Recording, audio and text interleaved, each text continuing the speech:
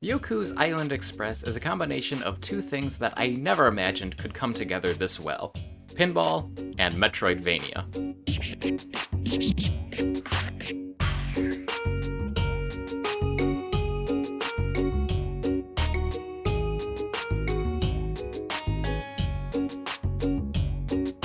You play as a dung beetle named Yoku as he's arriving to Mokumana Island to take on the job as the island's postmaster. One thing I couldn't get out of my head when playing this game, I kept reading Mokumana Island as Monokuma Island by accident, which would be a very different thing. Anyway, Yoku travels everywhere with a perfectly round stone, rolling it around and getting pulled around by it thanks to the tether connecting him to it. For some inexplicable reason, Mokumana Island is filled with pinball paddles, which are made for playing pinball with Yoku and his rock. If you don't like pinball at least a little, you probably won't like this game. You don't need to love pinball or have played other pinball games to enjoy it, but if the idea of playing pinball disgusts you, then Yoku's Island Express probably isn't for you. I haven't played much pinball myself. I remember playing some 3D Pinball Space Cadet on an old version of Windows, but that's about the extent of the virtual pinball I've played. I really liked Yoku's Island Express though. The pinball mechanics are fun, and blending them together with Metroidvania elements is a really novel concept.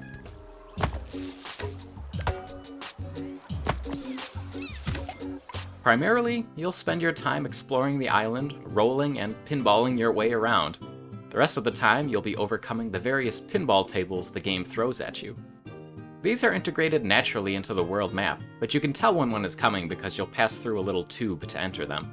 In the pinball tables, you'll have to either hit certain precise targets, collect a few key-like items to open the path forward, and there's even a few boss fights in the game during these parts. Some of these got a little challenging, requiring some specific timing in order to hit the right targets, but luckily there's no game overs or lives systems in the game.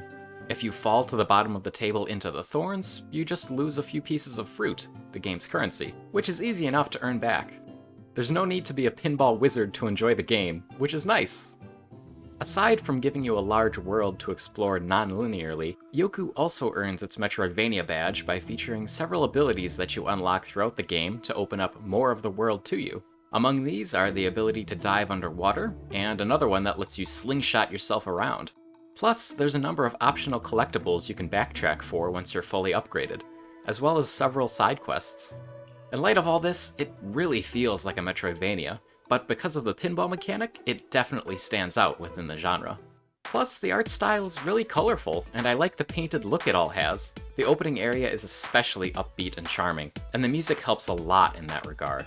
That said, there is diversity in both the environments and music. It's not all bright and upbeat, with a few creepy and mysterious areas mixed in here and there to keep things from becoming too one-note. Once I finish a game's main story these days, I usually stop playing. Yoku's Island Express was such a fun, fresh experience that I played a little more even after finishing the main story. My final time for the main story was 4 hours 47 minutes, and after I went back into it to experience the joy of pinball again, I had completed a few more side quests and gotten a few more collectibles, and my final time came to around 6 hours 20 minutes. If the pinball Metroidvania concept sounds at all interesting to you, I recommend giving Yoku's Island Express a try. It's a great time. Alright, thanks for watching. Let me know what you've been playing in the comments below, and I'll see you in the next video. So fast, sailing ships, the outer ring, the innocence, the love.